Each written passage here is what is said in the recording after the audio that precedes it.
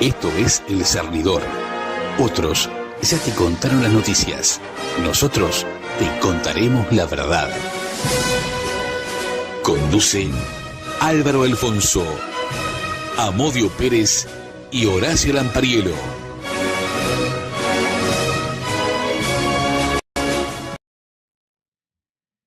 Buenas noches, Uruguay. Con la presencia de Álvaro César Alfonso, Horacio Mario Lampariello, la asistencia técnica de Javier Caraballo, ¿quién les habla? Héctor Amodio Pérez. Se pone en marcha el cernidor número 188, correspondiente al día 28 de abril del 2025. Como ustedes saben, la pasada semana estuvimos en Buenos Aires.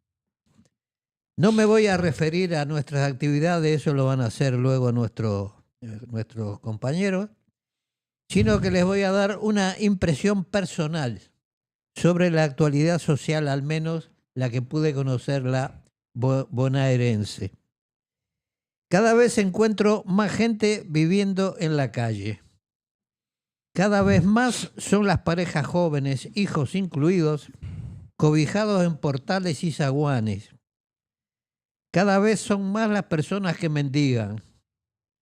Cada vez es más alto el costo de vida, aunque comparada con nuestro Uruguay, Argentina sigue siendo bastante más barata.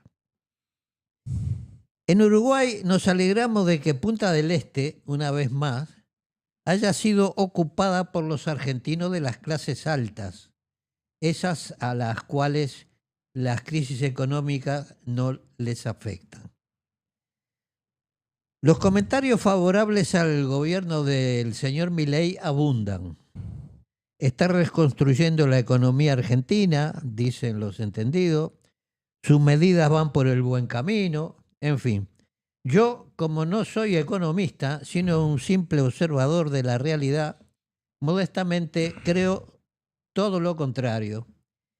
Y que como siempre en Argentina, en este Uruguay nuestro y en el resto del mundo, quienes pagan los ajustes fiscales son los pobres. Nosotros seguiremos abriendo nuestras fronteras, seguiremos dando facilidades e incentivos a los argentinos ricos para que vengan, nos dejen algunos de los dólares, esos que tienen y aparentemente les sobran, y los seguiremos incentivando a que blanqueen su dinero en beneficio de la industria de la construcción. En realidad no nos importan los uruguayos pobres, así que no nos van a importar los argentinos pobres.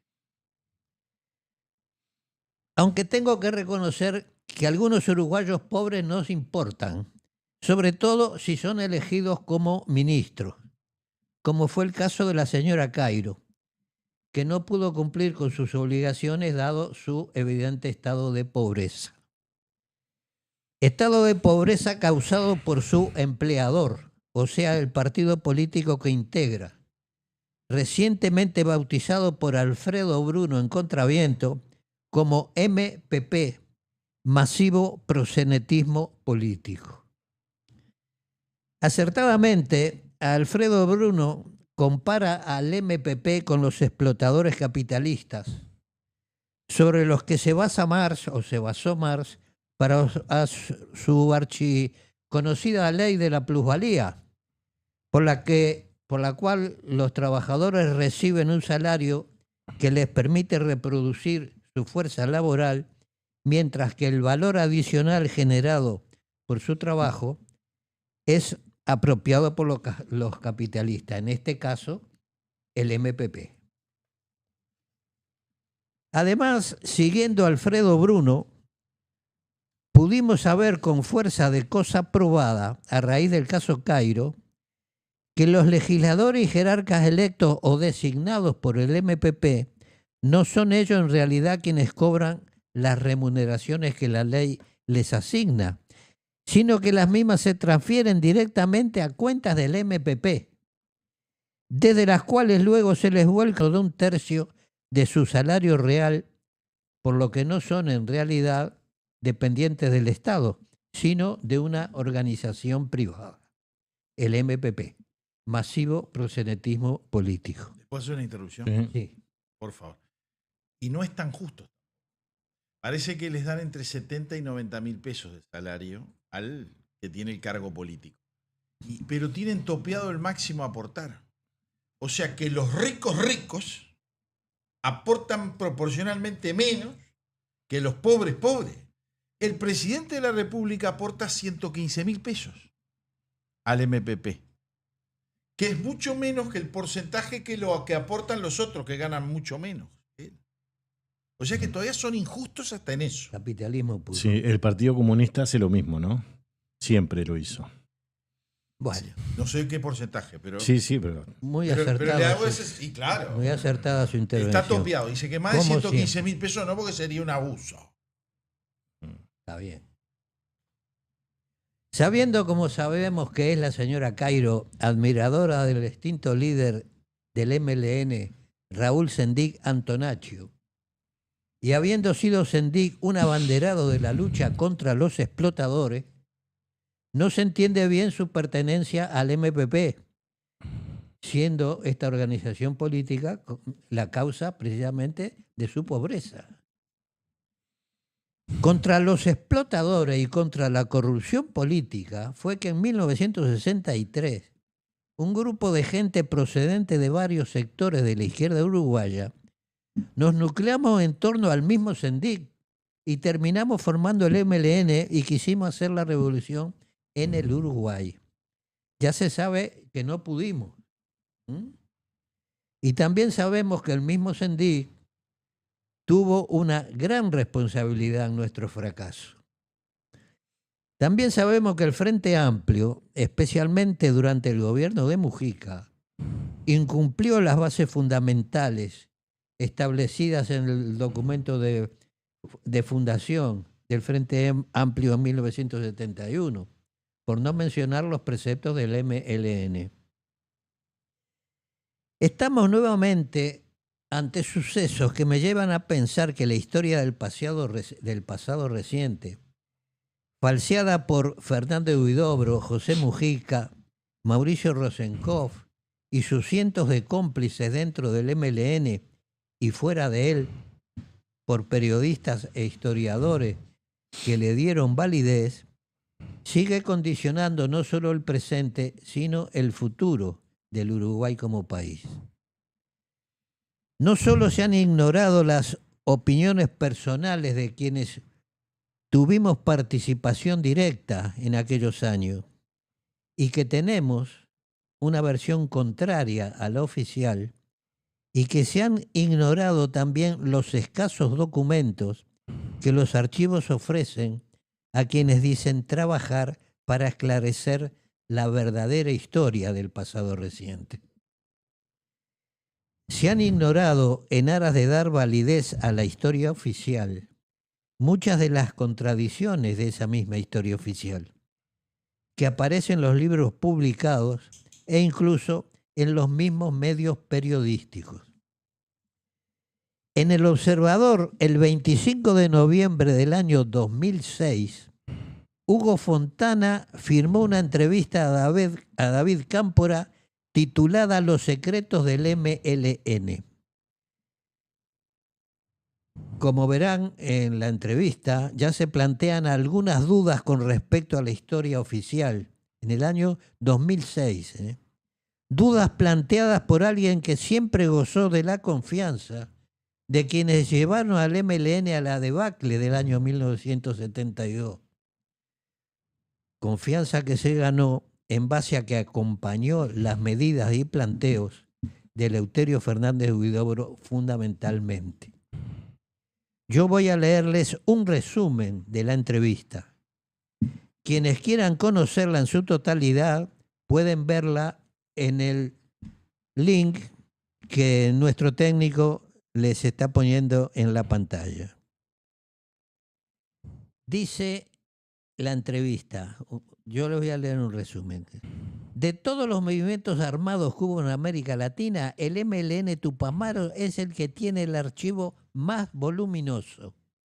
Eso es gracias al trabajo de hormiga que hizo David Cámpora, una especie de Tupamaro rebelde, obsesionado por documentar la historia de este aún hoy mítico grupo. Esto dice Hugo Fontana, el autor de la entrevista. Lo trancaron, le temieron, lo negaron, pero él siguió adelante y ahora editará varios libros. El contador David Chichi Cámpora ingresó al Movimiento de Liberación Nacional Tupamaro en 1968. Llevaba el MLN y el grupo Tupamaro bastante tiempo ya en actividad. En 1972 fue detenido y sentenciado por la justicia a 2 años de cárcel. Permaneció en el penal de Libertad y en diversos cuarteles hasta fines de 1980. La sacó barata, merced a la intervención del embajador alemán. Restaurada la democracia, se editó el libro Las manos en el fuego. ¿Acaso el primer trabajo testimonial sobre la dictadura, escrito por Ernesto González Bermejo, cuyo protagonista es precisamente David Cámpora? Dice Fontana que se vendieron unos 20.000 ejemplares. Yo tengo uno. Yo también.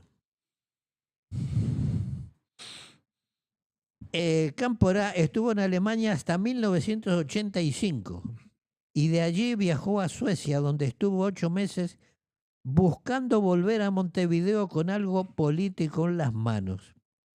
Dice Cámpora, lo hicimos a escondidas para que nadie pensara que aquello era un intento de dirección desde el exterior. Pregunta Fontana, ¿la intención era diseñar un proyecto político? En esos 5 años recorrí Europa teniendo contacto con muchos tupamaros exiliados y cuando pensaba volver, algunos me invitaron a participar en la elaboración de un trabajo que se llamó Rumbo. No íbamos a dar línea, sino íbamos a hacer una interpretación para ver qué pasaba de ese momento en adelante. Pregunta Fontana, ¿ese debate se dio dentro del MLN? Dice, sí.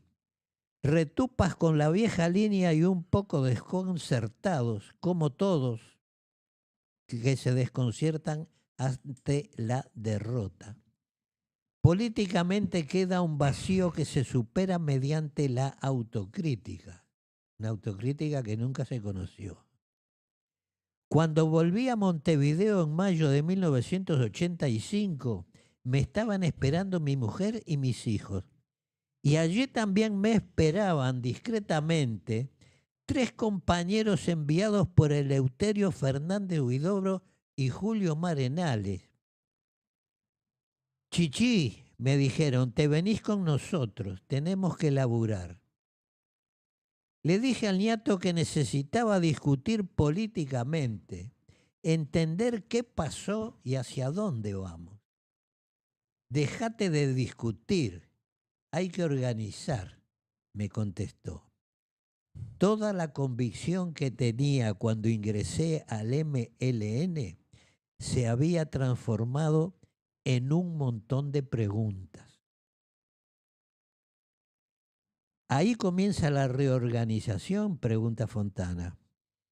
Dice Cámpora, en marzo de 1985. Conventuales es el primer acto de la reorganización. Para entonces se consideraba que los compañeros que estaban en la cárcel y los que estábamos en el exilio no podíamos ser parte de la dirección. Dice Fontana, ¿se puede trazar una cronología de esos hechos? Tanto en el Ejecutivo como en el Comité Central se van acumulando trabajos.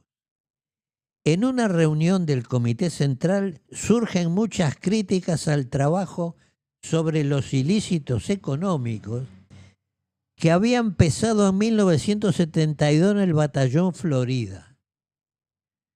Un día el niato dice, ya que tanto nos critican, Que levanten la mano los que conocen el tema. Compadrito, el ñato. Dice Cámpora, fuimos 5 en un conjunto de 30. Entonces planteo, Cámpora, que hay cantidad de cosas que tampoco sé. Todos estábamos igual. El ñato, en su historia de los Tupamaros, llega hasta el 68 y dice que lo siguiente debe ser escrito entre varios. Surge la necesidad de difundir la actividad interna del MLN entre los compañeros para explicarnos qué fue lo que nos pasó. De allí sale la idea de hacer un raconto de los principales sucesos, definiendo el dibujo que hace una organización en su desarrollo, y el Comité Central me encarga la tarea para su comunicación interna. Pregunta Fontana. En una primera instancia, ese archivo tiene carácter oficial. Exactamente, dice Cámpora. Se resuelve en la convención. En agosto de 1987, armo el primer equipo y empezamos a discutir un plan de trabajo que aún se mantiene. Año 2006. A fines de 1993, presenté un informe en el que consideraba culminada la primera etapa: consecución, acondicionamiento, clasificación, listado y archivo del material escrito. El procesamiento de la información se ata con mi idea de hacer una cronología que me terminaron bochando. Trabajé años en eso. 400 páginas, un trabajo chino. Y al mismo tiempo hice una cronología básica de unas 35 páginas.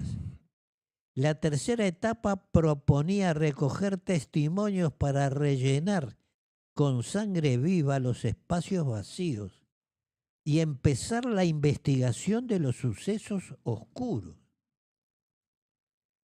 Y hay una cuarta, la comunicación de la historia del MLN. Dice Fontana, el MLN parece generar una narración cada vez más voluminosa. Sí, el primer libro será sobre el Casino San Rafael, 6 meses antes y 6 meses después del asalto. Para explicar el contexto interno del MLN, el de Uruguay y el internacional. ¿Por qué se empieza por el Casino San Rafael, que fue un operativo exitoso? Pregunta Fontana. Es que ya en el Casino San Rafael hay una tremenda crítica política. El operativo se hace a 2 días de la financiera Monti. Está el marketing de la financiera, que era propaganda armada. Y asaltamos el San Rafael porque precisábamos plata. Somos unos tarados políticos por impacientes. Y nadie se dio cuenta. Hoy nos damos cuenta y con todo amor hay que exponerlo. Continúa Fontana. ¿En qué momento ese archivo oficial se transforma en oficioso? Hasta 1993 trabajo orgánicamente, hago informes y rindo cuentas. Mi impresión es que el MLN comenzó a sentir un poco de temor con respecto a lo que yo estaba haciendo. Chichi está averiguando mucho. En el medio está lo que digo sobre el caso del peón Pascasio Báez en Las manos en el fuego. Libro que fue rechazado por el Ejecutivo. El MLN no vendió un ejemplar, pero todos los derechos de autor de González Bermejo y míos fueron donados al MLN. También está el tema de Mario Piris Budes, un episodio que investigo con quien entonces era mi compañera, Gaby Weber, en Asunción del Paraguay y aquí. Quiero entender cómo surge de la materia prima de un revolucionario un traidor. Quiero entender, déjenme investigar. Redacté un artículo y me lo vetaron. La versión oficial del caso Pires Budes sostiene que se trataba de un doble agente, un infiltrado. Dice Cámpora, no es así. En lugar de mi artículo, publican uno del ñato en Mate Amargo, sosteniendo que después de un largo trabajo de investigación, el asunto está cerrado. El MLN de 1985 apoya sus pies políticos en el prestigio de la época dura. Tiene buena opinión pública y lo que hoy tiene el MPP es el mismo fruto anterior, más la figura del Pepe. Dice Fontana, ¿eso que le pasó se puede entender como una censura? Soy enemigo de las etiquetas, prefiero usar más palabras. En determinado momento Chichi, o sea, Cámpora, que es muy leal y muy disciplinado, pero que labura a fondo, empieza a destapar algunos tarros desagradables. Jamás pensé darlos a publicidad, pero revuelve una olla muy rica donde hay una cantidad de cosas que huelen muy bien y otras que huelen a podrido. A mi entender, la reacción del colectivo fue: no me empañen esta estatua, el pueblo me está mirando. Por ejemplo, la idea de las mateadas me pareció espléndida, pero la gente hacía preguntas y uno no podía ir a mentir ni a callarse la boca. Y se hicieron las dos cosas. O sea, reconoce que por un lado se callaron la boca y por el otro le mintieron a la gente que planteaba sus inquietudes. Dice Fontana, ¿el MLN le quitó apoyo orgánico? No. Fue como una especie de nadie sabe nada. Se disolvió en el aire, como decía Marx. Pero fui a Alemania a buscar unos papeles y cuando volví la gente que estaba rentada no había cobrado un peso. Pero yo quiero que esto se entienda bien, porque no hay ninguna mala intención. Creo que es un gesto político colectivo. El Ejecutivo pensó, Chichi está por hacer alguna cagada. No me trabaron las manos, pero de hecho eso se fue disolviendo. Fui dejando de militar y dedicándome cada vez más al archivo. Como pueden ver, David Cámpora, que destapó varias ollas que olían a podrido, no pensó en ningún momento darlas a conocer. Es cuando yo me pregunto, entonces, ¿para qué las destapó? Pero sobre todas las cosas, ¿qué contenían esas ollas que olían a podrido? Eso es lo que le debemos al Uruguay.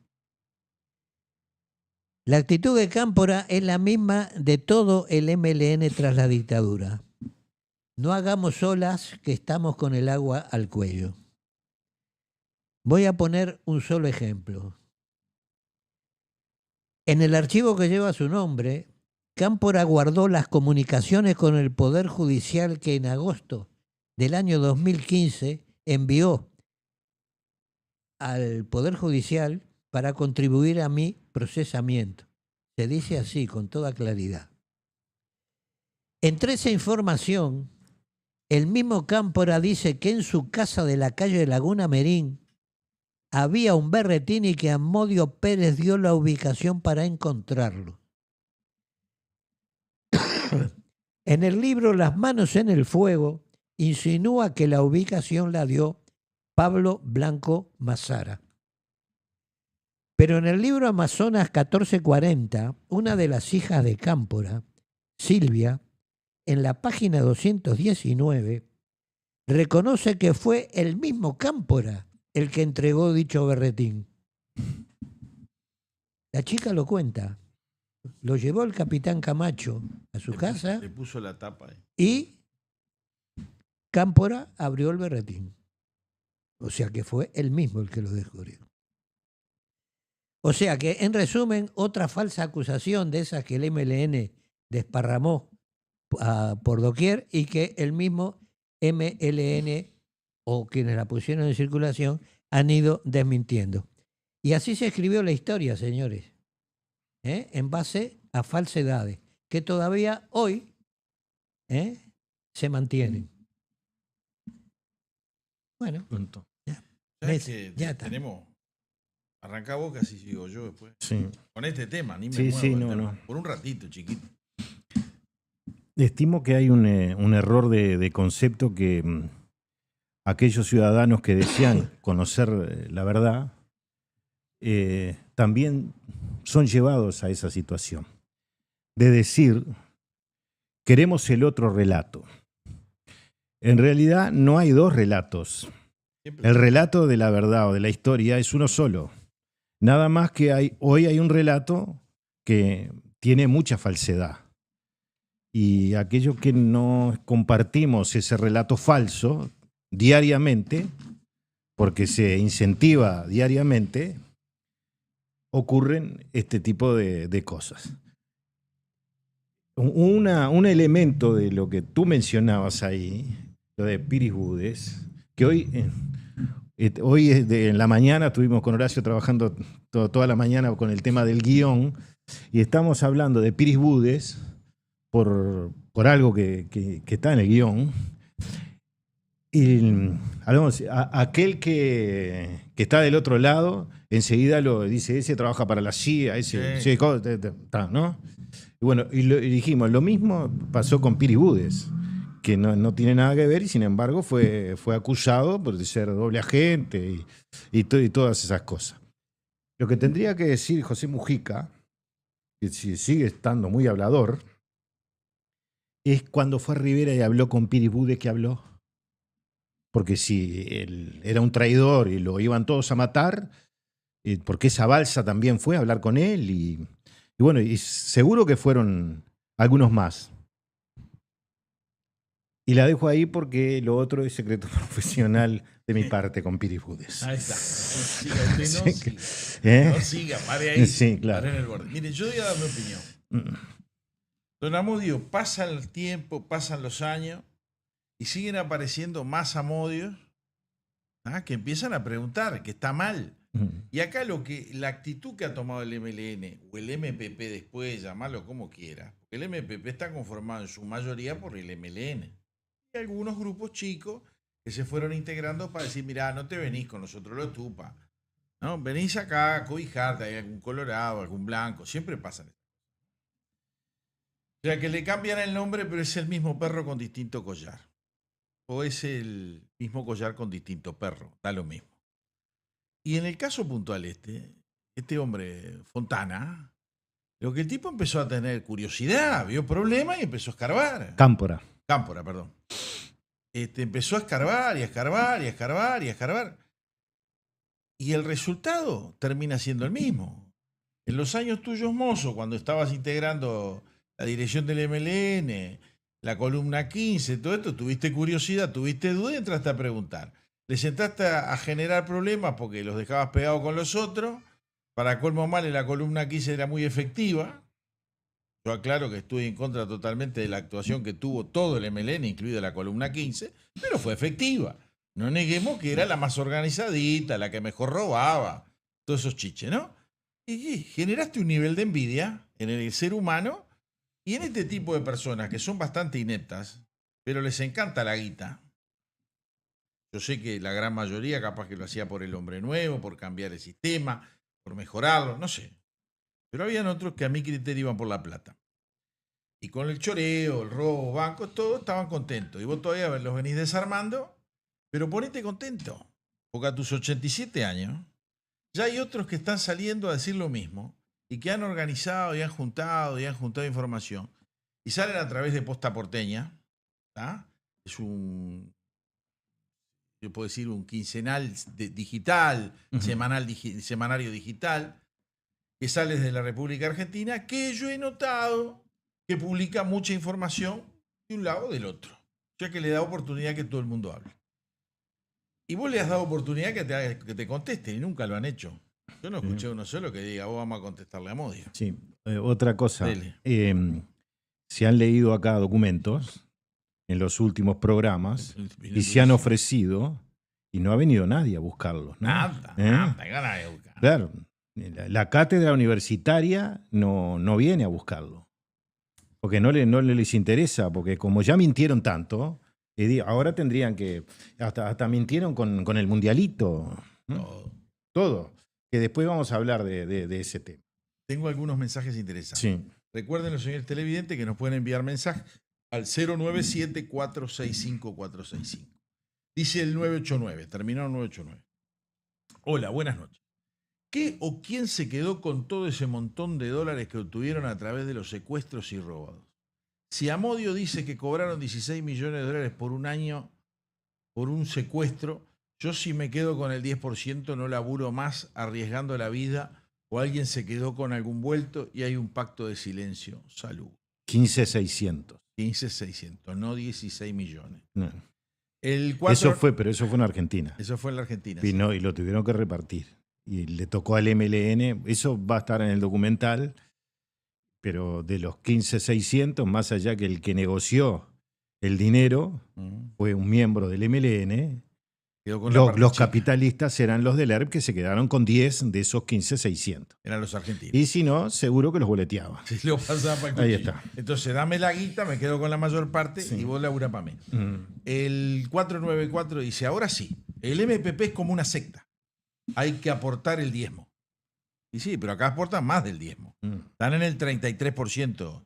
No, más, del 66%. Mucho más. Están en el 66%. Le dejan un 33% más. Seguro, claro. De colaboración. ¿Quiere comentar algo de la Argentina? Porque la gente está... Yo creo que después debe haber reparto de beneficios.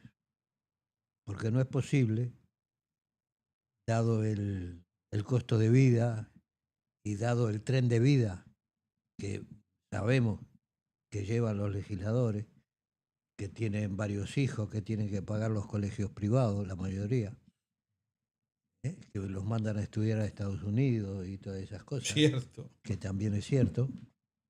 Hay que pagar ahí. Todo eso hay que pagarlo. Entonces yo creo que el MPP es una sociedad, como dice Alfredo Bruno también, una sociedad en comandita que invierte, da beneficios y en algún momento reparte. O sea que es como una sociedad anónima con acciones. Usted es accionista, cobra las regalías. Yo pienso terrible capitalista. Yo pienso que algo de eso hay. Bueno, yo pienso que algo de eso hay. Hay un libro de Mujica en Buenos Aires. Ah, sí. Y le tocó el tema a Modi. No, pero es que lo voy a relatar yo. Para. Sí. Entramos en una librería porque teníamos que comprar un libro. Que íbamos a comprar 3 ejemplares de ese libro. Sobre uno de los principales delincuentes de la República Argentina en la época dura, ¿no? Y cuando fuimos encontramos un ejemplar solo. Y Alvarito gritó primero, yo lo llevo. Y arrancó Alvarito para la caja para comprarse el libro. Y Amodio dijo, yo también quiero uno, pero no hay, le decían, no hay. Y el de Álvaro era el que estaba en la vitrina, la vidriera todavía, había escasez. Entonces en el camino ese, por instinto nos ponemos a mirarla, porque la gran ventaja que tienen las librerías argentinas es la gran cantidad de libros que tienen y que son, viste, que son escritores, que es muy prolífera la Argentina, en base a que tiene muchos habitantes y tiene muy buenos libros, se ve. Y había uno de los libros que vio ahí que tenía la carita del Pepe. Y don Amodio manoteó. Y lo abrió, lo entró a mirar, y Amodio, por defecto de su profesión histórica, él lee los códigos de barra, te lee la editorial. Las caras de Amodio son muy buenas para que lo vean en este momento. Y después, aparte de ver todo eso, porque es cierto, vos vas por instinto, haces eso. Y mira, derechos de autor José Mujica. Y dijo alguna frase que yo creo que no la dijo en voz alta, yo creo que le leí el pensamiento, porque él no es decir palabrotas. Pero no dijo palabrotas, dio como a entender que este viejo de miércoles, y que no era el miércoles precisamente, que estábamos nosotros allá, Se queda hasta con la plata de esto. No, era el miércoles, sí. Era miércoles, justo era miércoles. Pero claro, el libro fue el miércoles. lo Sí, empezó a yo, ojear. Horacio, perdón, yo voy a hacer algo que no debo. Sí. Voy a agarrar mi mochila Sí. y voy a buscar una foto porque después yo le saqué fotos al libro y lo podemos leer. Búsquela, que yo voy a seguir contándole a la televidente para darle un poco afloje a esto. Entonces, él lo empieza a ojear para acá, lo ojea para allá, y me dice, el Pepe no puede haber escrito esto, dice, porque era la recopilación de discursos, pensamientos filosóficos, y no sé cuánta porquería más, ¿no? Era un librito chico, ¿no? Que costaba creo que 14.000 pesos argentinos, que serían unos $13. Al cambio de hoy, porque informo que en la Argentina el dólar se viene para abajo. Este hombre tiene unos problemas bárbaros, porque es verdad lo que dijo Amodio al principio, pero el dólar sigue bajando. Entonces la gente como que por ese lado anda mejor. Le leo esto porque así Te vas a dar manija, hombre. tiene más. No, no. El libro se llama Pepe Mujica, Sí, Yo vengo del sur. sí, Pepe Mujica, sí. Ahí está. Entonces dice, en letra más grande, blancas, dice, estas páginas, bueno, le voy a adelantar algo. No sé quién fue el alcahuete que escribió esto, pero creo que este es el mejor alcahuete que tiene Mujica en todo el mundo. Eso fue lo más livianito que se dijo cuando nos juntamos la otra vez en la tapa. Pedazo de mamadera, grité Sí. yo ahí en el medio de la librería. Porque era así una chupada de media al hombre que daba asco. Estas páginas son el reflejo de un político que no solo es un político, sino un humanista capaz de enunciar una serie de ideas que quedarán para siempre. Sonó a denunciar, que era mejor. En vez de Seguro. denunciar, diga denunciar. Este libro no solo recoge algunos de sus discursos íconos, sino también su legado como líder y activista que luchó por cambiar su país y todo un continente, siempre fiel a los principios que guiaron su vida, la humildad, El alcohol. la honestidad y la cercanía al pueblo. Dice además, yo vengo del sur, es un tributo a su vida política, un testimonio de la grandeza de su ejemplo y un legado imperecedero para las futuras generaciones. Un homenaje conmovedor de cómo un hombre común, con una convicción inquebrantable, puede cambiar el rumbo de una nación y dejar una huella imborrable en la historia del continente. La cambió, ¿no? La cambió, la hizo bolsa la sociedad uruguaya. Tiene razón el alcahuete este. En cada intervención, Pepe Mujica deja claro que la política debe ser un servicio al otro, un acto de sacrificio y no un juego interesado de poder. Su vida, marcada por el encarcelamiento, la pobreza y el amor a la libertad, es la prueba viviente de que las grandes transformaciones no son una sola cosa del pasado. Y lo editó Siglo XXI, editores. Y bueno, y tiene la foto. Si quieren, se lo podemos poner allí. No, publicidad no lo quiere hacer. Yo le voy a explicar algo que es peor. Dice, el título es Pepe Mujica, yo vengo del sur, el legado de una vida política, y está con esa mirada hacia arriba de filósofo, de pensativo. De viejo Vizcacha, te escupe el asado. Escuchá, no, pero vamos a ser prácticos. En ese momento yo veía que Amodio agarraba el libro, lo apoyaba de vuelta en el lugar que correspondía, lo volvía a agarrar, lo abría, lo volvía a dejar. Pero miren que lo agarró como 5 veces. Yo dije, Amodio está indeciso. Si lo compro o no. Sí, Amodio es un tipo que le gusta juntar los libros para estudiarlo tranquilamente en su casa, no importa del que sea. Si es interesante o quiere ver qué disparate dijo, pero no le daba para dejarle a este viejo Mujica un peso, ¿no? De regalías, porque hasta las regalías se llevaba. Y al final dijo no. ¡Pah! No, Lo tiró además, para ahí. Además es una falsificación. O sea, el lenguaje, la forma de expresarse no era de Mujica. No Fue era de editado Mujica. eso, ¿no? Claro, agarraron el discurso y lo enderezaron. Es una estafa intelectual. ¿eh? Por eso no lo compré. En una parte decía, oh, mi amor, con respecto al Mercosur, ¿no? Era bravo. Bueno, Bueno, sigamos. ¿Qué tenemos? Bueno, tenemos un documento es- sobre el Partido Comunista, la Unión Soviética, etcétera, etcétera, como el programa se llama El Cernidor, y sabiamente Amodio fue el que propuso el nombre, Sí, El claro. Cernidor. Sí. Y nos dio las explicaciones. Sabiamente que estamos buscando, vio que cuando aquellas figuritas que nosotros coleccionábamos cuando éramos niños, especialmente vinculadas al deporte o al fútbol, siempre había una sellada. Una, te encajaban 4 o 5. Sí, claro, pero nosotros para el documental estamos buscando la última sellada.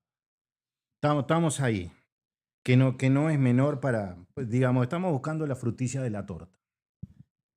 Y pasando el Cernidor, Sí, cayó algo queda. este documento de 7 páginas que tú dirás cómo es el papel y cómo, Papel de cómo avión, son. ¿no? Cómo son, Papel claro. carta, ¿no? Folio Claro. prolongado. Sí, No ahí se está. imprime más, dijiste, no se fabrica No más. se fabrica más. Bueno, ese papel. esto estaba en un archivo de un teniente general argentino de la década del 60 y es un informe de los servicios argentinos de inteligencia y se titula La misión soviética en el Uruguay.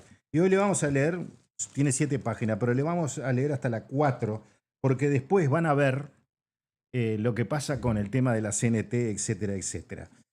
Y si uno lee este documento, es lo que pasó en el Uruguay con el Partido Comunista desde el 60 hasta hoy. Porque tiene más visos de realidad hoy que lo que cuando realmente lo escribió, porque cuando se lo leamos, ustedes se van a dar cuenta que dicen, no, pero en el año 60 nadie puede pronosticar estas cosas. Bueno. Y aparte vamos a hacer una apreciación. Sí. Lo que usted va a leer ahora es el primer intento Claro. de los comunistas a través de lo que era la Unión Soviética, ¿tá? De implantar todo un proceso en Latinoamérica desde Uruguay. Sí, pero de voltear la democracia de Uruguay. Por supuesto, voltear la democracia, porque lo dice claramente, que es la primera etapa de la segunda del 85, Claro. que está en el libro. Que les reitero, el libro ya está en las librerías, también lo tenemos nosotros, lo usamos todo el dinero de recaudación para el documental, 750 pesos cada libro. El que lo quiera comprar con nosotros lo puede hacer, nos deja mejor margen. Si no, no se preocupen, lo compran en la librería. Está espectacular. Más secretos del Partido Comunista en el Uruguay. Este es el primer intento Eso es. Y el lo que está en el segundo, libro, en el está en el 85, libro. está en el libro. Ahí está. Dice así, la misión soviética en el Uruguay.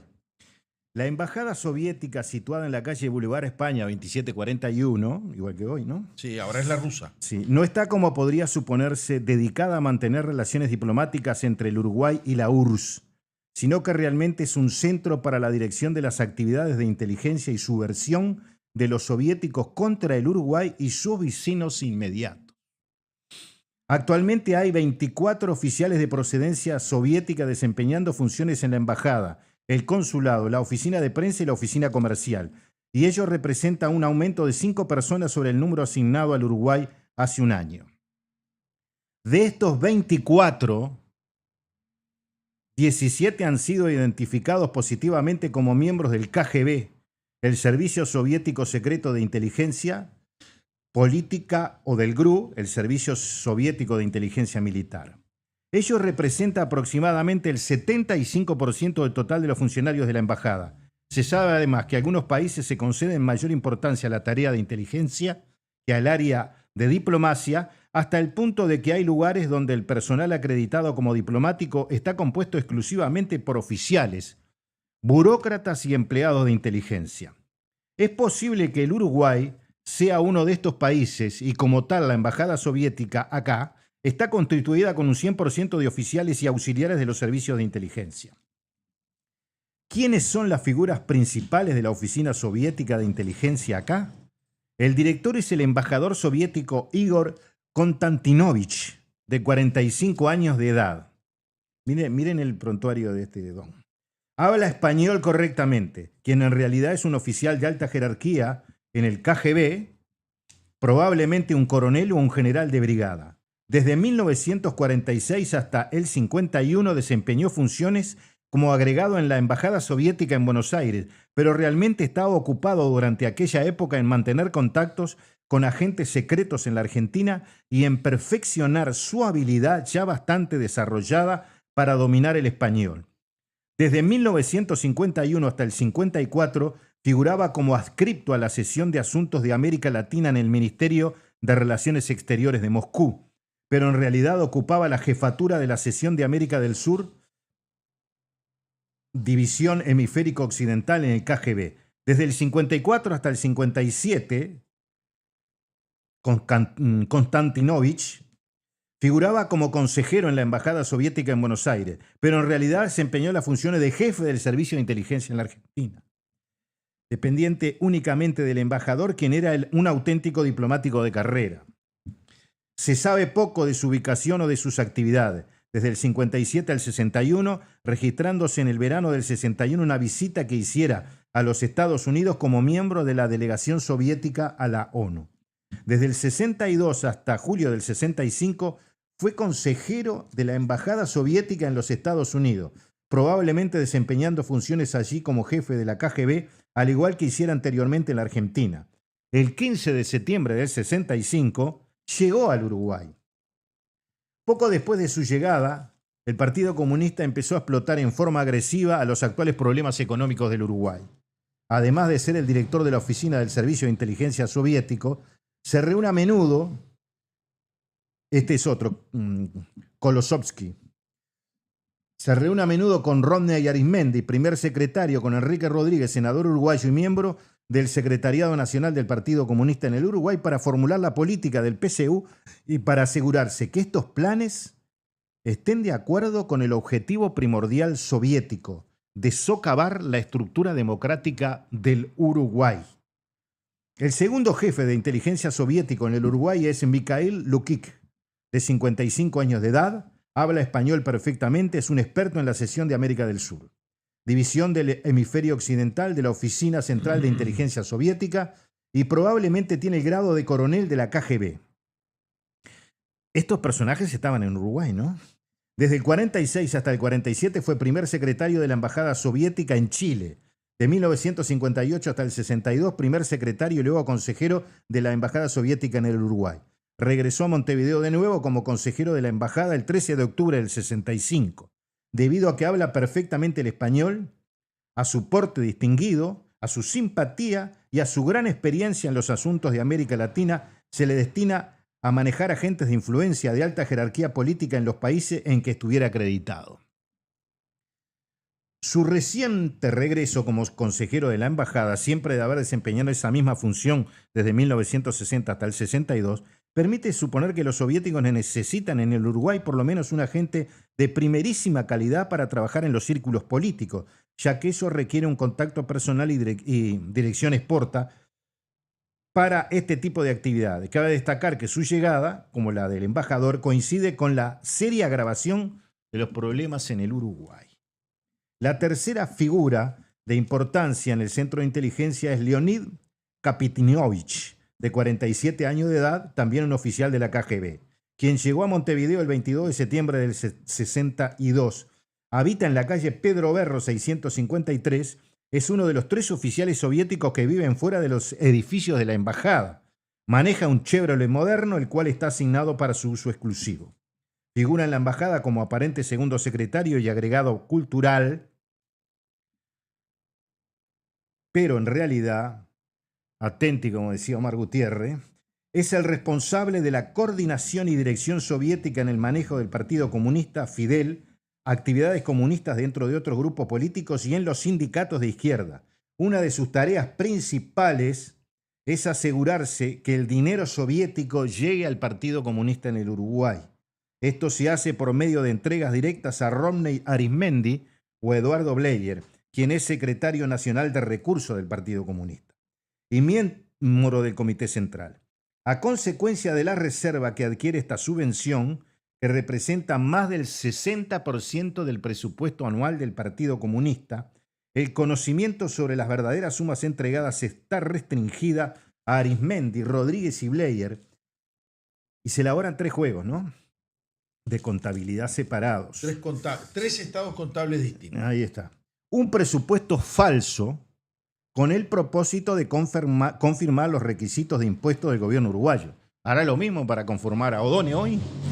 Un segundo presupuesto falso, el cual está a la disposición de algunos afiliados y militantes del Partido Comunista. Y el presupuesto verdadero, restringido a las 3 personas ya mencionadas. Además, acá nombra a otra persona, Mekarchenkov, tiene la responsabilidad de mantener cooperación constantemente con José Luis Macera, miembro del Comité Ejecutivo Nacional del Partido Comunista y miembros del Fidel en la Cámara de Representantes, para asumir el máximo de apoyo y dirección soviética al Partido Comunista en su manipulación del Fidel, instrumento político del Partido Comunista. Barkenchok también mantiene el enlace con Enrique Pastorino, miembro del Secretariado Nacional del Partido Comunista y miembro del Consejo de la Federación Mundial de Sindicatos, un frente soviético sindical internacional que permite al Partido Comunista mantener el control efectivo sobre la Central de Trabajadores, CNT, y el Congreso del Pueblo, organizaciones sindicales del Partido Comunista del Uruguay. En ausencia de Pastorino, la responsabilidad es asumida por Rosario Pietrarroya, miembro del Secretariado Nacional del Partido Comunista. Quien conoce muy bien a Pastorino es el doctor Julio María Sanguinetti, porque su padre en aquel momento tenía un cargo en la cual tenía que negociar con esta gente. El responsable de las actividades de propaganda en Uruguay es Alexei Sudin, de 44 años, agregado de prensa de la Embajada Soviética desde el 63. Actúa como director de la oficina de prensa, siendo además oficial de la KGB. Sudin tiene la tarea de coordinar la línea soviética de prensa con Eduardo Viera, director del diario El Popular del Partido Comunista, para asegurar que el diario mantiene su responsabilidad principal: sostener y difundir la línea propagandística soviética en el Uruguay. Sudin es también enlace con Saúl Pilchik, secretario nacional interino de propaganda del Partido Comunista, el cual tiene como fin asegurar que las operaciones de ese partido, pegatinas de murales, pintado de paredes, reparto de volantes, son cuidadosamente dirigidos para lograr una eficaz coordinación con los temas de Radio Nacional y El Popular. Sudin, como hábil asistente en sus responsabilidades propagandísticas, a otro oficial de la KGB, que se llama Nikola Shavich, de 40 años de edad, es otro oficial y corresponsal de la agencia noticiosa TASS en el Uruguay, quien llegó a Montevideo por primera vez en el año 60. Su segundo apellido es Yeltsov. Vive fuera de la embajada, en el edificio de Solano Antuña 2762. Tiene un coche asignado para uso exclusivo. Por medio de sus contactos con los diarios, radios y personalidades de la televisión, Yeltsov cumple las órdenes de Sudin para asegurar que la línea propagandística soviética sea difundida extensamente en todo el territorio uruguayo. A la vista de las dificultades económicas que vive el Uruguay, las actividades de otro oficial de inteligencia, integrante de la misión soviética acá, asume aún más la importancia de lo normal. Se llama Boris Makarov, jefe de oficina comercial en Montevideo. Es un oficial de la KGB, probablemente un teniente coronel, el cual llegó al Uruguay en diciembre del 64, después de una estadía de 2 años en Cuba, donde ayudó a subordinar la economía cubana a la de la Unión Soviética. Desde su llegada, Makarov ha desarrollado contactos con comerciantes uruguayos y con economistas, principalmente con el fin de fomentar la penetración soviética en la economía uruguaya y crear una ventaja económica de la cual se puede hacer uso más tarde en favor de los objetivos diplomáticos y políticos soviéticos. La importancia de la misión de Makarov acá está demostrando que está subordinado únicamente al embajador en la organización de inteligencia soviética. Por otra parte, acá es visto casi constantemente en compañía del embajador soviético. Una persona con igual importancia que Mikin y Makarov en la estructura del servicio de inteligencia soviético en Uruguay es Nikolai Ivanovich, 41 años de edad, teniente coronel en el GRU, el cual, este es inteligencia militar, ese grupo, el GRU, habla español con facilidad. Desde el 54 al 57, Ivanov desempeñó funciones como tercer secretario de la Embajada en Buenos Aires y desde febrero del 64 fue asignado como segundo secretario de la Embajada Soviética acá. En realidad, el teniente coronel Ivanov es responsable del manejo directo de los contactos dentro del servicio militar uruguayo y las fuerzas de seguridad, además de ejercer la dirección, la enseñanza y el apoyo de todos los grupos de terrorismo y acción subversiva en el Uruguay. Ya completo, ¿no?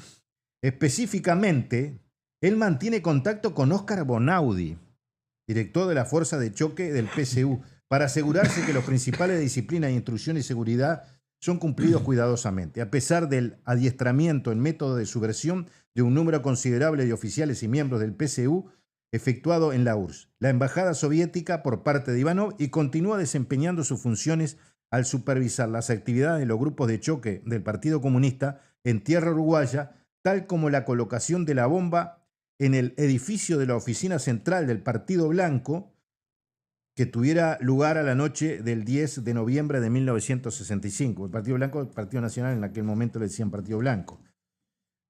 Y aún hoy algunos le dicen. Otro funcionario importante de la KGB en la embajada soviética es Vladimir Petevs, que trabajó en Montevideo durante los años 60-63 y volvió acá en agosto del 65. Tiene la responsabilidad de facilitar el material y servicios en todas las operaciones subversivas planeadas por la embajada, tanto las de la KGB como las del GRU. Este oficial recibe a todos los correos diplomáticos que llegan, tramita las franquicias diplomáticas de la embajada y en un día normal puede vérsele entrar y salir del citado edificio portando gran cantidad de cajones y paquetes. Sebets también tiene en sus tareas el hacer llegar a los diarios El Popular y Época el papel de imprenta que viene consignado a la embajada como franquicia diplomática. También, por lo tanto, no pagaba, ¿no? También distribuye papel y materiales a Saúl Pilchik para los carteles y hojas de volantes del Partido Comunista. Y acá, paro acá y lo seguimos en el próximo programa. Y vamos a comentar esto. La política soviética en el movimiento gremial del Uruguay, y van a ver que vivimos en el año 2025. Ahora yo, mientras repasaba hoy, me acordé del gol de Víctor Espárrago en el Mundial del 70 contra la Unión Soviética y me preguntaba, Ansor Kabashvili, que era el golero, y Valentina Fonin, que Cubilla le peló a la guinda y se la tiró el centro para Espárrago, capaz que eran distraídos y también eran de la KGB, porque usted vio que acá eran todos de la KGB. Todos, porque aparte él en determinado momento dice que, bueno, de los 27 que creo que eran, ¿no? 24. 17 eran directos, pero capaz que los otros 7 también eran.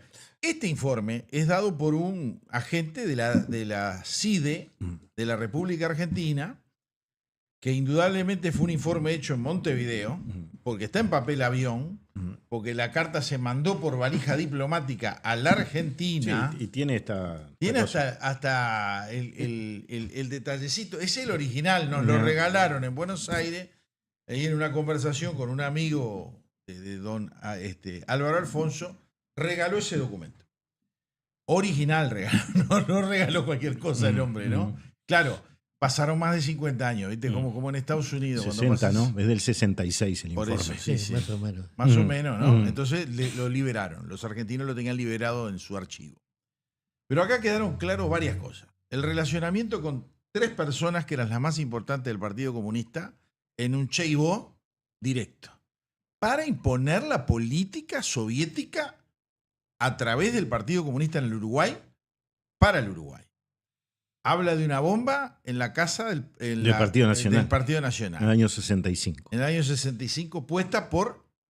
Sí, por una operación que se... Con apoyo soviético. Que se manejó directamente de la embajada. Exacto.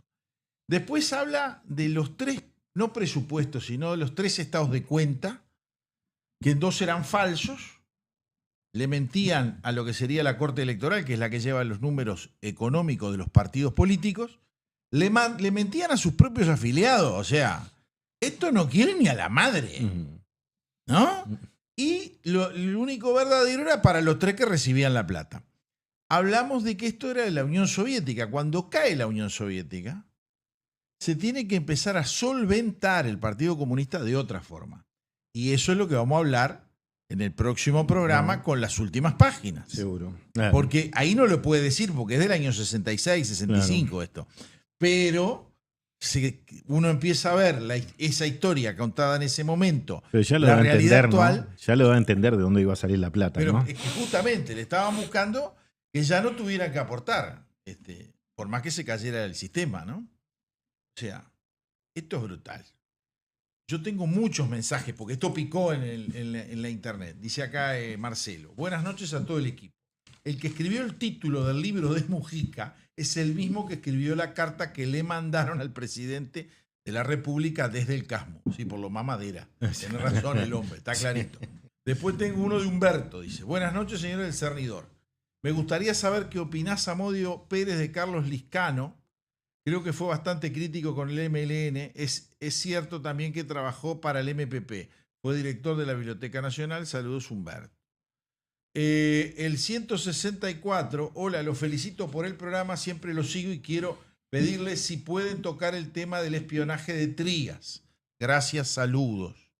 Justo Alfonso está leyendo un documento que puede estar vinculado con Trías, dice. Este es un tema muy importante lo que leyó Álvaro ahora, porque... En realidad el Trías trabajaba para una sucursal de la KGB. Exactamente, no era directamente para la KGB. Era Checoslovaquia. Era Checoslovaquia, porque veo que acá se repartían los espías, pero uruguayos alcahuete había, como en todas las épocas. Después tenemos como tenía los otros, como tenía la CIA, ¿no? Pero perdón, estaban sentados adentro de la jefatura de policía. Exacto, pero los argentinos tenían por lo menos el que escribió eso, que les aclaro, está muy bien escrito, con puntos y comas en el lugar que corresponde, y la verdad que para ser espía de la CIDE, la verdad que era muy educado.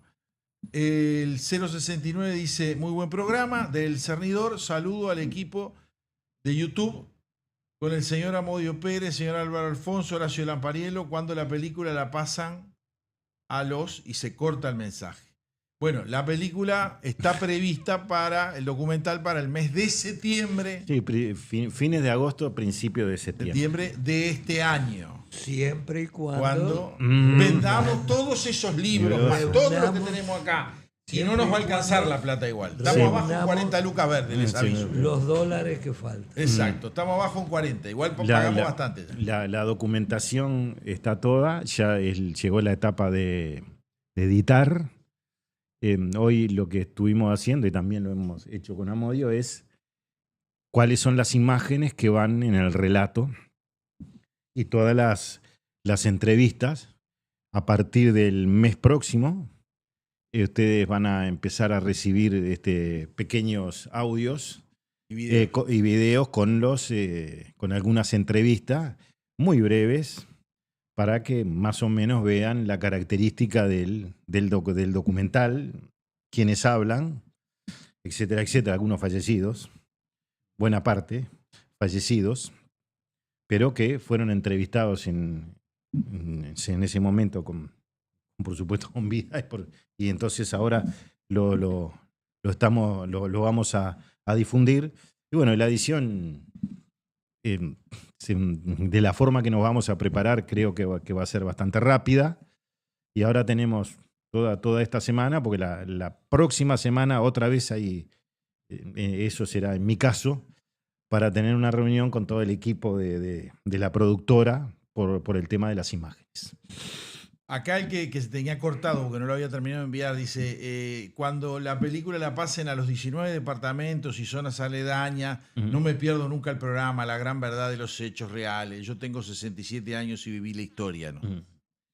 El 069.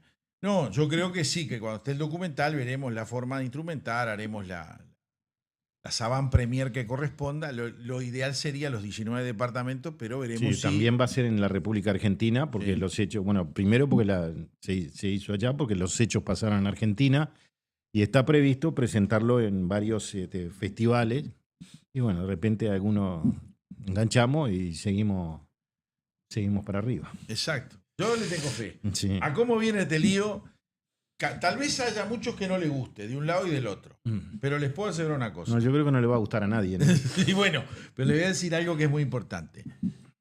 A los que menos les va a gustar son a muchos del MPP, o era lo que era el MLN, a muchos comunistas que va a mostrar muchas verdades, y a la gente del PVP no le va a gustar ni un tantito. Tampoco, ¿no? Y a los militares, pero vos sabés que los militares, yo estaba hablando con varios, porque viste que hay que cruzar información. Y me han dicho, mira, ya a esta altura, que caigan los que tengan que caer y que queden pegados los que tengan que quedar pegados. Pero yo no tuve nada que ver, no me voy a seguir comiendo este pastel, pero tienen claro que es muy bueno que se muestre toda esta verdad. Porque, a ver, esa información, por ejemplo, de la CIDE, el último capítulo del nuevo libro Más secretos del PSU, que habla de la interferencia y la injerencia de gobiernos extranjeros en el Uruguay. Concretamente, en ese caso de la CIA. A la CIA, Sí, claro. En claro. este caso es la CIA y en este caso es Acá bueno, es acá es Los cubanos primero, la CIA responde y ahí son los rusos con el Partido Comunista. Pero ahí nadie responde. No, bien, los argentinos hicieron su informe a su jefe. Sí, claro. Mirá que acá viene complicado por esto y por esto. Lamentablemente. Porque además todos venían de Argentina, ¿no? Y todos pesos pesados, habían sido jefes de servicio de inteligencia en Argentina y hasta en Estados Unidos. Los venían siguiendo de allá. Es que claro, Sí. nos han puesto siempre los mejorcitos para vender pastelitos.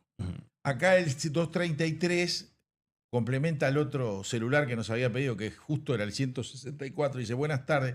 ¿Cuándo le pueden dedicar un tiempito a Vivian Trías y sus actividades de espionaje para la STV checa? Sí. Bueno, cuando tengamos información lo vamos a hacer, porque no es fácil conseguirla a veces. Pero, y después tenemos el 363 que dice, los televidentes nos estamos organizando para exigir por lo menos 3 días de programa. Ejemplo, lunes, miércoles y viernes. Atenti, señora Modio, se le viene la presión ciudadana. Saludos. Los ignorantes le agradecemos siempre. De ignorante ustedes no tienen un pelo.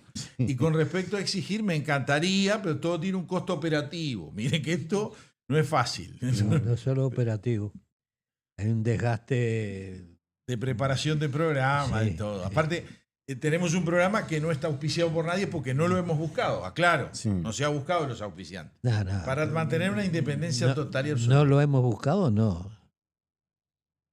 ¿Se cambió de opinión? Nos hemos negado. No me dé el tiempo que Nos pateo. hemos negado a buscarlo. Ah, Sí, bueno, claro. no los hemos buscado, dije yo. Bueno, Si pero usted me dice que cambiamos la opinión, yo consigo algún auspiciante. No. Llegamos más rápido a la plata del documental.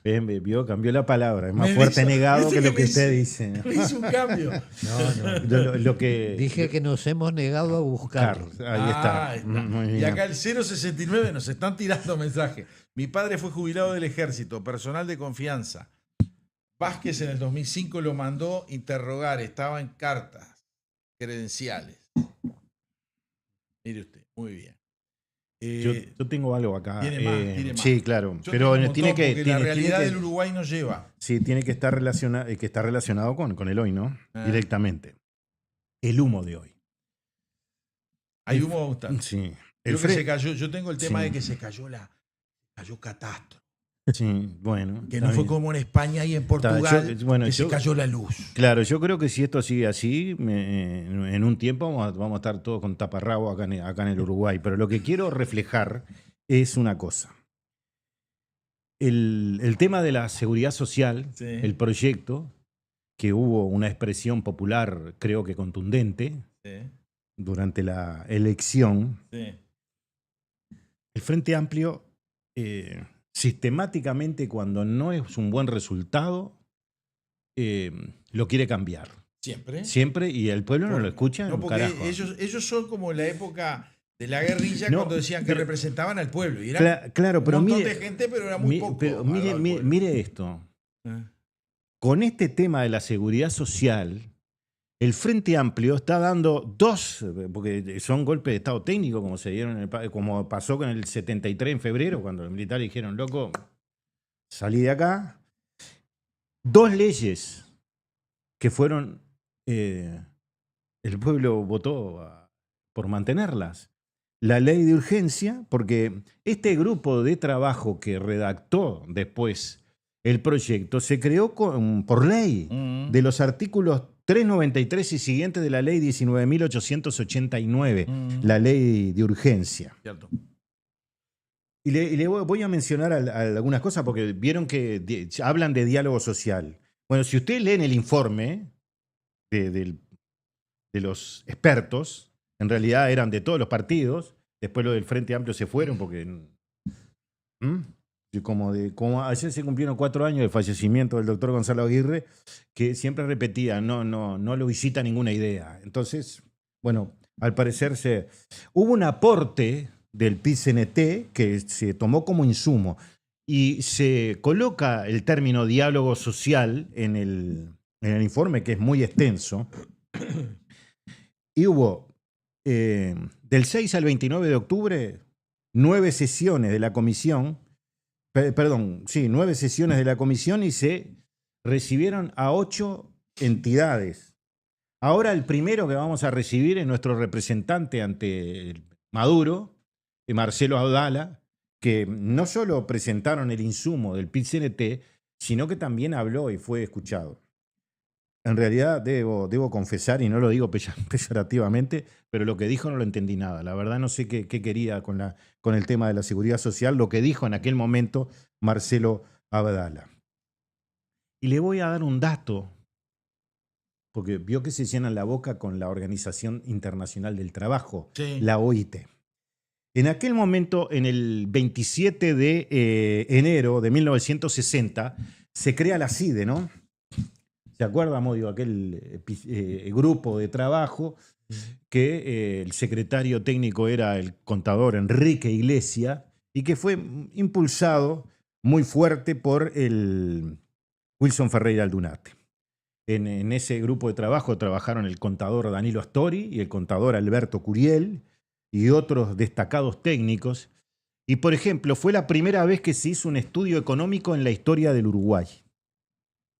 Ese estudio económico se hizo entre 1960 y 1963 y del 64 a los años que siguieron hasta el 73 se hicieron las propuestas, porque claro, después dio un diagnóstico, porque acá vivimos de diagnóstico en diagnóstico, se hicieron las propuestas. Y por ejemplo, Antel, la creación de Antel estaba atada a esto, la ley de promoción industrial, etcétera, etcétera. Hay muchas cosas que se llevaron adelante. Pero le voy a dar este dato, porque así no se llenan más la boca con la Organización Internacional del Trabajo. En 1964, en el marco del trabajo de la CIDE, la OIT hizo un informe al gobierno uruguayo y dirigido directamente al técnico principal, que era el contador Enrique Iglesias. ¿Y qué incluía? Una recomendación de establecer la edad de retiro para el hombre a los 65 años y para las mujeres a los 60. Es decir, que la recomendación para esto es del año 1964. Esta comisión, además, hizo una encuesta. Bueno, ya sabemos lo que dio la encuesta, ¿no? Solo el 30% dijo que le parecía bien que la edad de retiro pasara a los 65 años. Aunque van a pasar 10 años más para que eso ocurra, ¿no? Sí, porque no está prevista para ahora. Ahora, Seguro. le voy a hacer una precisión. Hablando de Abdala, el hombre del PIT-CNT actual. No, del Partido Comunista, porque el mensaje que le pasó al gobierno, nosotros no vamos a ser francotiradores o algo por el estilo. Él lo que dijo hizo dos cosas. Con una escribí, con la mano escribí y con el codo borrado. Escribió diciendo de que ellos no iban a aceptar que el gobierno hablara de la herencia maldita, que tenían que buscar la plata para solucionar los problemas de los trabajadores. Pero en el fondo, cuando va avanzando, agarra y borra los posibles integrantes de la oratoria para el 1 de mayo que fueran muy duros con el gobierno. O sea, como que te pego con una y te acomodo con la otra, porque no... Pegarte 2 veces no te pego. Sí, pero están pidiendo que busque plata, ¿no? ¿De dónde va a salir la plata? Pero tampoco deja... ¿Cae del cielo? No. Bueno, cuando un ministro de Economía viaja a Washington, al Fondo Monetario Internacional, aunque sea la asamblea anual del FMI, va a buscar plata. ¿Está bien? Exacto. Cuando sale un presidente dando cifras de ANCAP, que sale toda la oposición con números y se los empieza a poner arriba de la mesa, a decir que ANCAP está fundida, están haciendo dos cosas.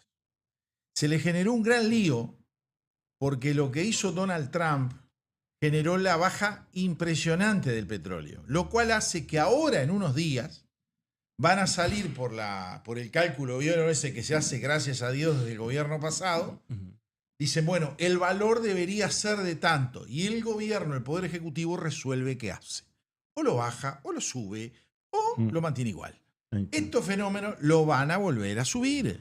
Y por lo menos no lo van a querer, no lo van a bajar bajo ningún concepto, que es lo que tendrían que hacer, porque estamos hablando de que bajó $34 el barril de petróleo.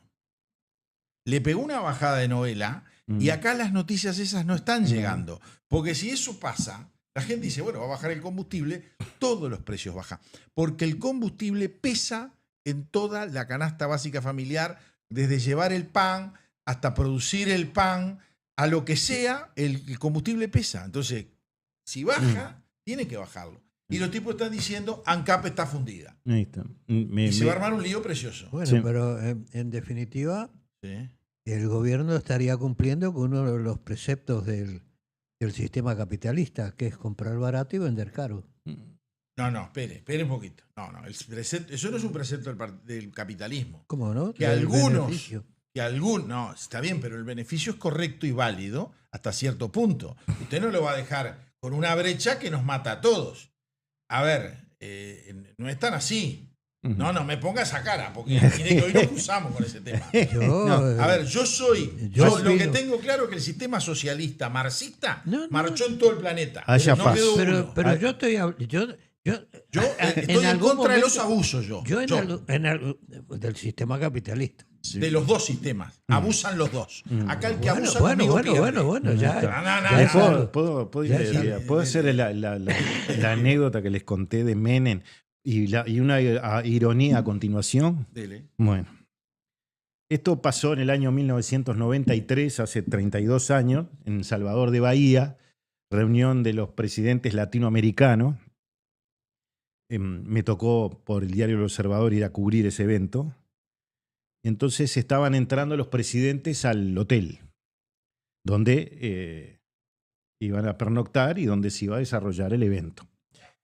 Y apareció Fidel Castro, que venía con una docena de guardaespaldas. Entonces aquellos que intentaban acercarse, Fidel, bueno, lo empujaban, o hasta alguno recibió algún golpe.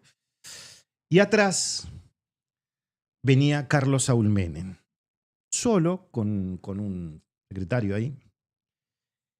Y entonces la mayoría nos recostamos a la pared porque venían torpedeando todo y se pegaron por Fidel Castro, ¿no? Y bueno, ninguno de nosotros los que nos recostamos.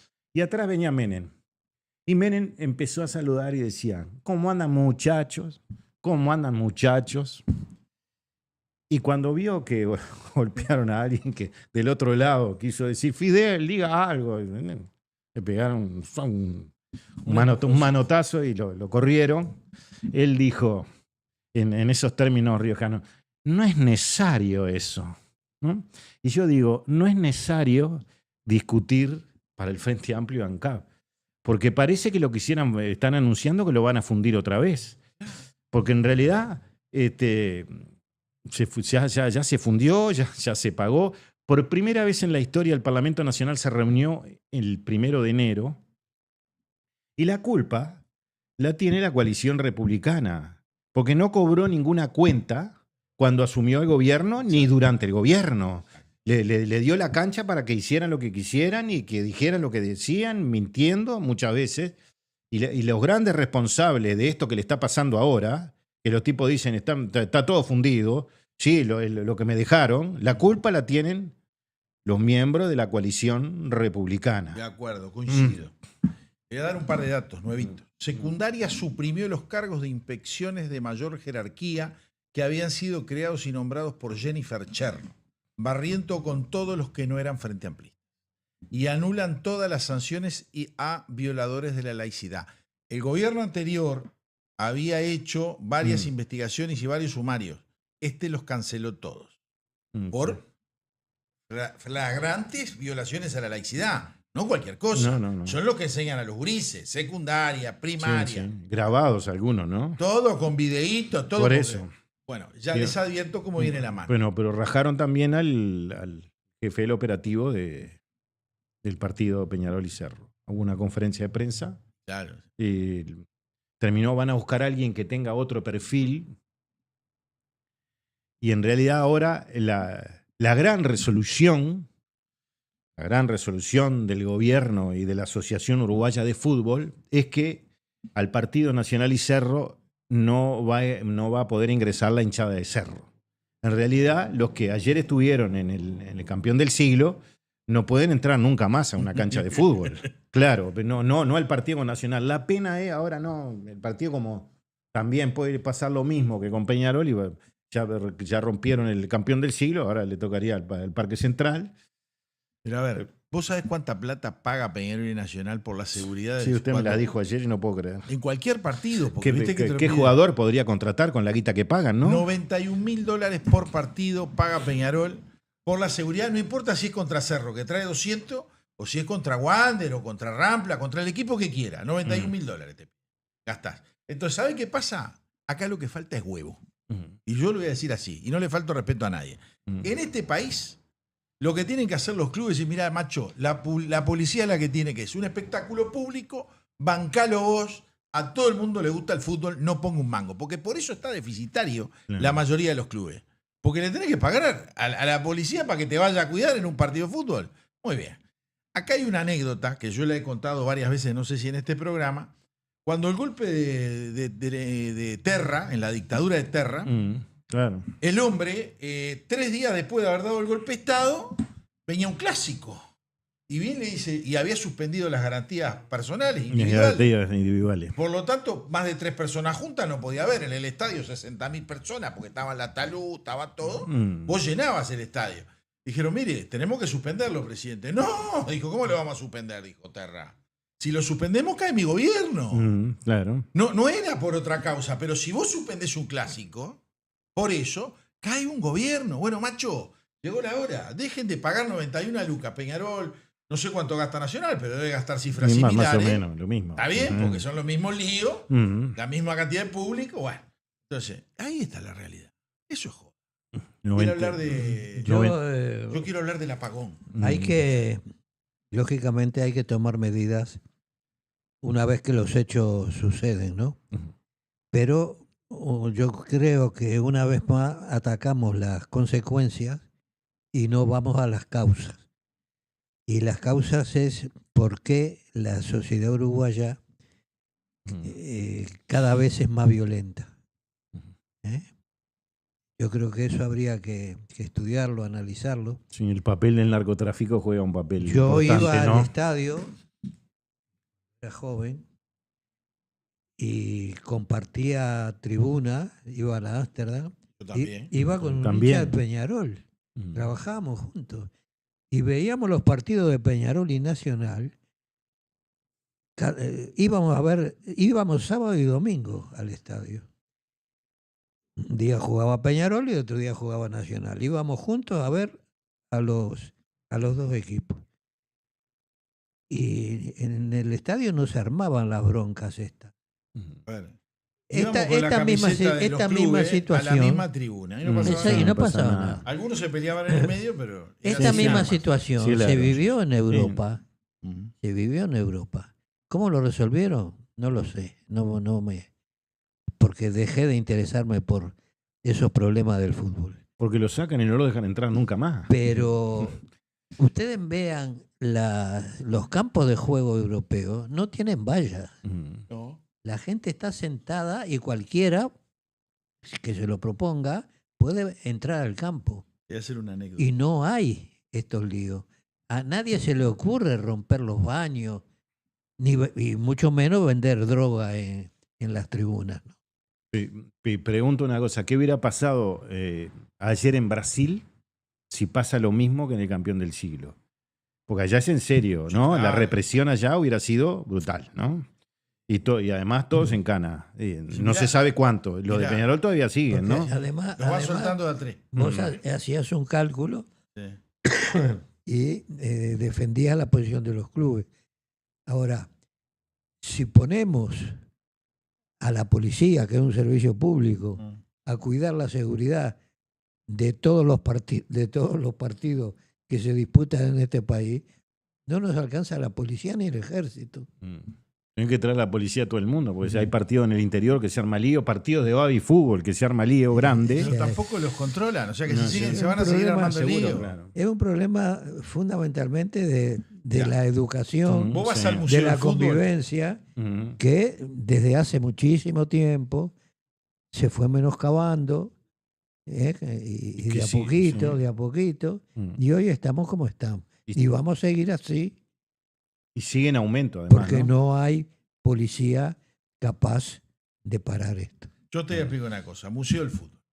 Vas a un hacha preciosa, partido Colón contra no sé quién. Año 30 y pico. O sea que se daban palizas en serio también.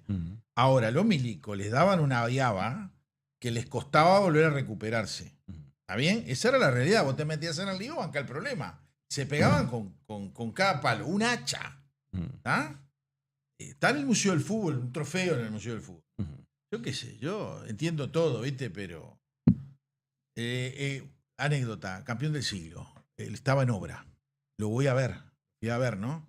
Entonces se armaban grupos de gente para que te hacían la recorrida. Te llevaban a lo que sería la Amsterdam, ponele, que estaba medio avanzada ya, que es la Cataldi, te llevaban a ese lugar, ¿no?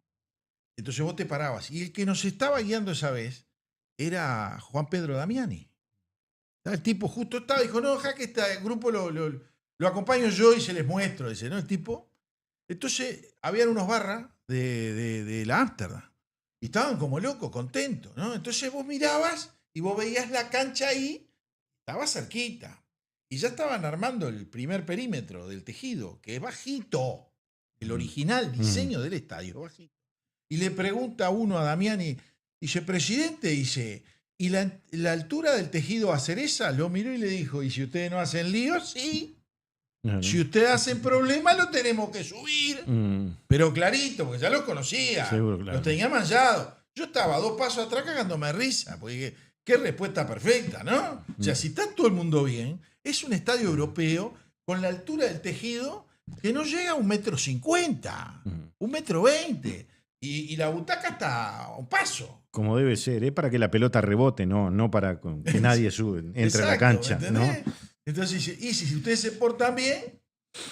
Pero bueno, tenemos más temas, que se nos va el tiempo, bueno. 21 horas. Yo quería hablar del apagón, pero no el de España y de Portugal de hoy y sur de Francia. Quería hablar del tema catastro. Tuvieron varios días con él apagado. ¿Qué pasó? El sábado. Parece que y voy a leerlo porque no le quiero errar el bicochazo, no voy a meter la pata acá todavía.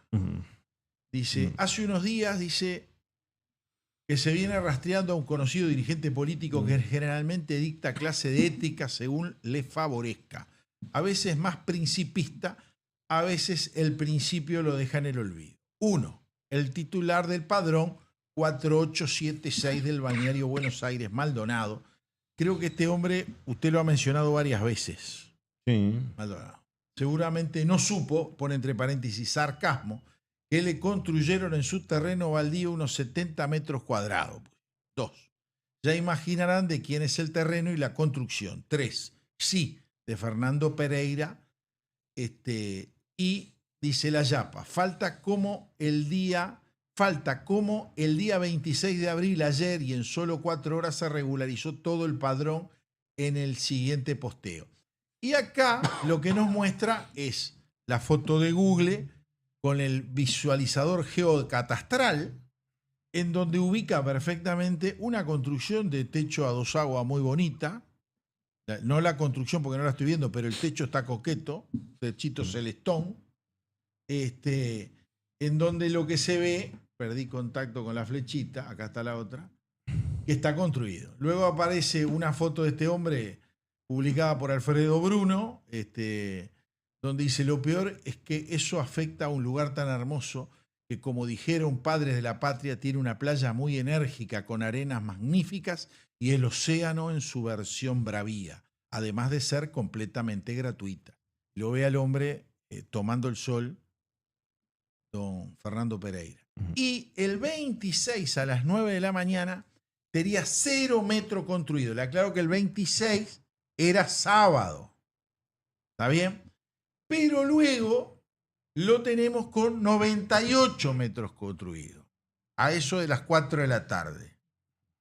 O sea, que el hombre pasó de no tener, y le aclaro, esto es regularización catastral, no es regularización de BPS, porque no la puede hacer tan fácil, Ujú.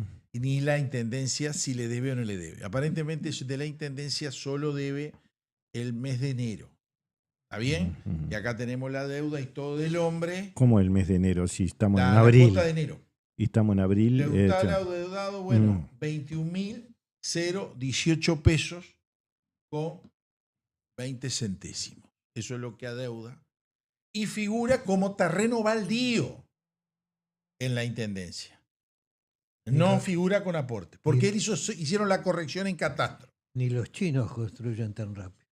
No, No, está no. bien. Yo creo que el gran problema no es que construya rápido. Es que el hombre dijo, nos están chequeando a todo. Apagaron. Así se lo digo. Yo creí que había construido. No, Yo no. creí que había construido. No sea tan bueno, no se en pase de esa inocente. zona. No se pase Yo de dije, inocente. pa, se trajo Sí. a los chinos.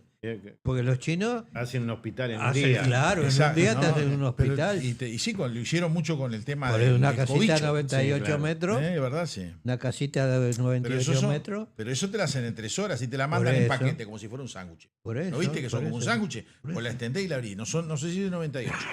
Porque acá vamos a leer algunas declaraciones de él en su momento. Pereira justificó a Cairo y aseguró que hay millones de uruguayos en su situación. Si es verdad esto, no dijo que estaba él.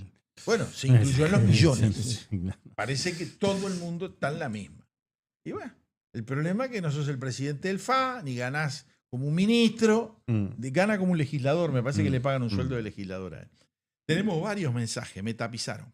Pero ahora le pueden aumentar el sueldo porque está entrando mucho dinero al Frente Amplio. Sí, Así que puede pedir correctamente un aumento de sueldo de un 30, un 40% que no, porque también puede le deben ser. hacer la quita. Mm, Es cargo político.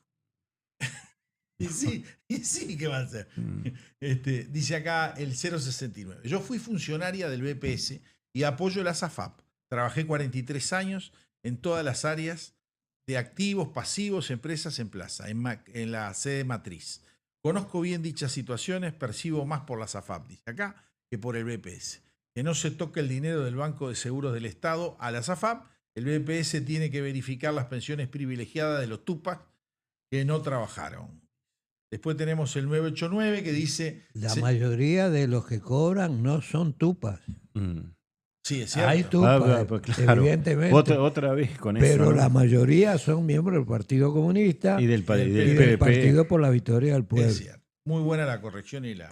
Sí, pues ya la hemos hecho como Pero muchas es veces. normal todo el día a día, porque ellos eran los más famosos. Los Sí, otros no, iban pero- por abajo. bueno, Estos a veces jugaban era- de... Sí, bueno, pero Pero- son más. Cargan todos los muertos. Claro, pero a veces terminan por bobo por ser famoso, ¿no? Porque, Sí, claro. comen en la Porque los frente. otros la llevan en coche y son los que más. Manotearon. El 989. Señores, les recuerdo que el FA no hizo campaña del plebiscito de BPS y no ensobró la papeleta. El único que ensobró y promocionó fue el doctor Gustavo Salles. Sí, pero ahora tiene las presiones de su votante que quieren las modificaciones. ¿Qué es 762 su votante? dice- Del PCNT que responde al Partido Comunista. Exacto. Atrás de todo esto estaba el Partido Comunista. ¿Ustedes creen que el Frente Amplio no? Sí, estaba el Partido Comunista, que integra el Frente Amplio, o que lo dirige, mejor dicho. Acá dice el 762. Votamos 2 veces que la ley de caducidad quedara como estaba, se ríen de la gente y no respetaron nada. Ahí los que no nos salvaron de estar como Cuba o Venezuela, ahora esos héroes están muriendo en una prisión. Acá tenemos otro que dice, buenísimo, todo sobre todo lo de Amodio. Yo era escolar en los 60 y algo me acuerdo, gracias. Tenemos otro del 043. Hola amigos, soy Jorge. Tengo un muy buen libro sobre Vivian Trigas que salió hace unos años, muy documentado. Se los puedo hacer llegar. Saludos. Igual, si quiere, 043, para no hacerlo, usted nos pasa por este mensaje de texto el nombre del libro y nosotros nos encargamos de rastrearlo. Les juro que me encanta conseguir libros de esos viejos. El otro día conseguí uno de hace 15 años, que lo tiene prestado don Álvaro Alfonso. Se lo llevó hoy de mi mesa y no me dijo que se lo llevaba, pero yo se lo estoy prestando. Sabe para qué me lo llevé. Sí, bueno, ¿no? Porque ya le estoy debiendo uno a Modio que todavía no lo encuentro, que me lo prestó y tengo miedo de haberlo perdido, que me preocupa porque yo no lo saco de casa. Ujú. Y hasta lo pagamos caro ese, 1.500 mangos de Insurgencia, ¿no? ¿Cómo era? Memorias de Insurgencia. Memorias de Insurgencia. para material para el documental. Así que bueno, son las 21:07. No. Para un poquito. Jueves 1 de mayo. 1 de mayo, Día de los Trabajadores. ¿Nos pasamos para el lunes? Sí, sí, por Nos supuesto. pasamos para el lunes. Por supuesto. Así que, estimados Lunes 5. lunes 5 estaremos presentes. Muchas gracias. Pues Ya, será, nos vemos. tenemos invitado para ese día al ex diputado Eduardo Luz. Ah, sí. Cierto. Sí, sí, sí. ¿Y ya nos confirmó y todo? Está confirmado desde hace bastantes Sí. días. Upa. Ah, claro, yo no estaba. Claro, hace más de un mes. Estaba paseando. Seguro. Así que Está pasando. reiteraremos Pero qué divino. le pondremos al día la invitación. Exacto. Así que será hasta el próximo lunes. Muchas gracias como siempre y feliz fin de semana. Esto es El Cernidor. Otros ya te contaron las noticias. Nosotros te contaremos la verdad. Conducen Álvaro Alfonso, Amodio Pérez y Horacio Lampariello.